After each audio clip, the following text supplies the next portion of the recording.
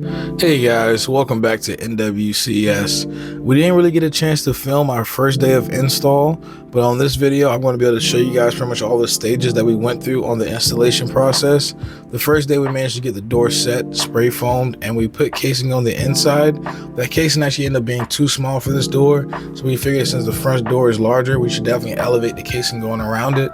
So we decided to go with larger casing, plinth blocks, and crown molding around the top. That's something we're going to replace later on, but for the day one, I wanted to make sure I had the door completely weather sealed and didn't have a draft or anything else coming inside the house. But on day two, we actually managed to make the extension jambs and everything else that you guys saw in the previous video, which had the mahogany veneered on the front side, glued up, and then they had the framing pretty much glued to the back side. That framing then allowed me to be able to drive 4-inch screws through that to catch my solid blocking that I've already put in. And then that allowed me to make my extension jamb unit in a solid 3 parts. Pretty much I cut all the pieces, attached them together, and then installed it as a solid unit. That way there was no fasteners going through the mahogany extension jamb. Just trying to limit, as many nails as I can throughout this process. I think this was a phenomenal technique that I was able to implement, and I love how it came out. The next thing that we need to tackle though will be the actual casing for the door, and that's something I didn't get a chance to video on, but we're planning to do a fluted casing with plinth blocks, rosettes, and then I ended up adding one feature kind of last minute that I think really brings all this together. So you guys will see that kind of coming up in a little bit in this video. One of the other things that ended up being a little bit of a challenge was the initial opening that we had to work with. They didn't really have any 2x4s on the side. They had like 2x4s that were kind of like keyed into the brick that I then had to attach a 2x6 to. But again, that's all behind us at this point. We have the door installed, and then my process now is trying to elevate this opening. And originally I liked the casing. My biggest issue, my largest regret, is that we couldn't go on the outside of the brick. The client didn't want to go with a large elaborate casing. So with the opening and everything else that we had, the casing legs are about 3 inches. The plinth blocks tried to add a little bit of heft to it, but with the size of the header, I just felt it looked naked as looking back at it.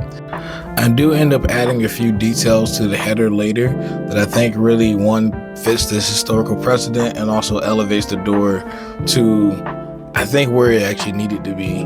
But at this point, we have the outside cased enough to where, I can actually start thinking about the inside casing, which I'm planning to use a 1x8 and a 1x10 for the header, and then some custom crown molding that I made that's going to match some of the other moldings that he has on the inside of the house.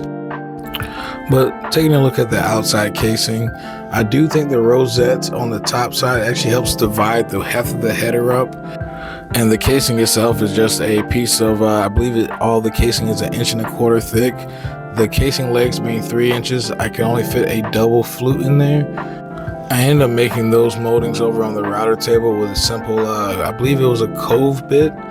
And then I just kind of passed it 2 times over top of the router table, and then kind of slowly incrementally raised the bit until I had the profile that I thought looked good enough. And then I came back with some hand sanding to remove any burn marks. And that's pretty much the details that goes into the outdoor casing.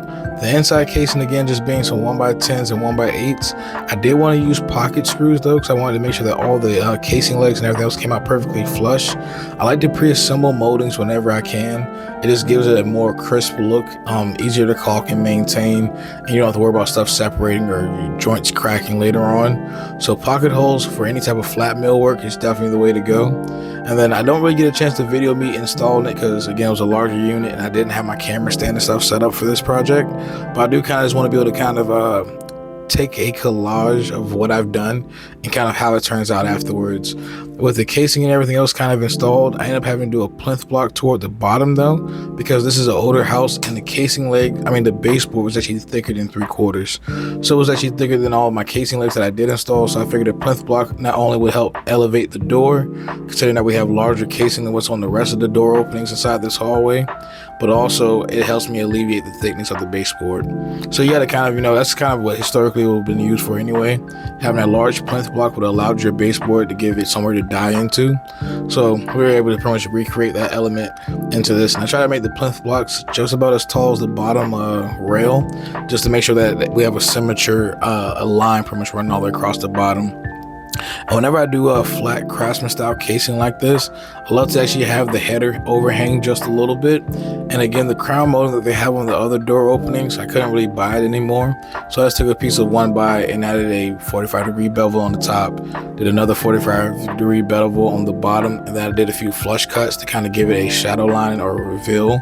And it's not the exact same molding, but it looks close enough when you stand back and look at it. But I think this is a lot better look, and it alleviated me having to do any drywall repairs on the inside, which is what I was trying to avoid. As a finished carpenter, if I can pretty much use more wood to kind of solve the problem, I'd rather do that than have to go through, mixing up mud or any of that. Plus, all this was plaster on top of a wood lathe. Definitely a repair that I didn't want to have to get into, considering I hate drywall mud, probably my least favorite trade.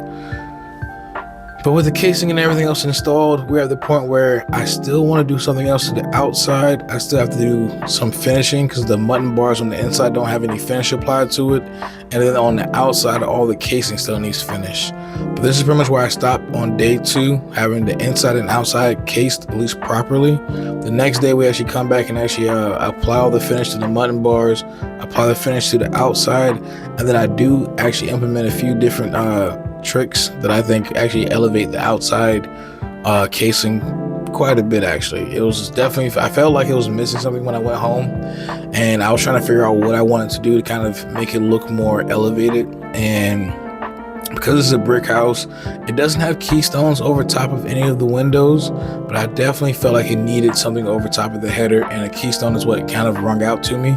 So I was figuring, considering that it's a brick house, a keystone would still fit. And it doesn't, that brickwork over top of the header, it's not a keystone, but I think it matches because we have the bricks going vertically and of course that is all going horizontal. So I think it matches. It lines up centered on the mutton bar, on the T-Astra Gold. And yeah, I think after I implied that, that's when I kind of looked back at the door and I felt like it was done. So the next few things we have to do to the door though was applying all the finish, filling the nail holes. And whenever I'm dealing with the hardwood, I typically fill nail holes one or two ways. Either I use a black caulk and or I will use a fill crayon, kind of whatever color of wood it is. So if it's mahogany, I will grab like a Minwax mahogany fill crayon. And that ended up being probably the best match for this. If it was a darker wood like a walnut or something, or even a lighter wood like an oak, you can fill a few nail holes with a black caulk and it'll pass as like a knot hole. So also when you're nailing your moldings on, you want to make sure that when you put in your nails, you don't make it look too typically on interior trim, you'll put your nails directly next to each other and fill the holes. But on this case, if I was going to make them look like knots, I wanted them to be more random and sporadic along it. That way, again, it can look like knots. So when I was nailing stuff off, I made sure to, not stack my nails or anything to make it, stand out. But me and the client, after discussing, we decided we're going to go with the mahogany fill pen. So the next step is actually get everything Odizol applied, peel all the tape off, do my last little bit of sanding, and then we can go into filling all the nail holes. The finished product on the door, I think, is, again, at this point, this is my favorite project. I don't think I've done anything else that I've been more proud of, or can step back and look at and say, and feel accomplished at what I was able to do. This is definitely, again, by far my magnum opus. The moldings and everything else, how it all came together, the ability that I had to fix the mistakes that I did make with the T-Astra Gold, filling in the curse with the stave shims, just this whole entire process, I think, was a huge learning experience, and I'm extremely proud about how it came out. The clients are really happy. You can't tell any of the mistakes that were made that they were even done. And the finished product, I think, definitely speaks for itself. So I'm going to let the rest of this video and the rest of this footage kind of just play out. But definitely let me know down in the comments what you guys think about the process, the door.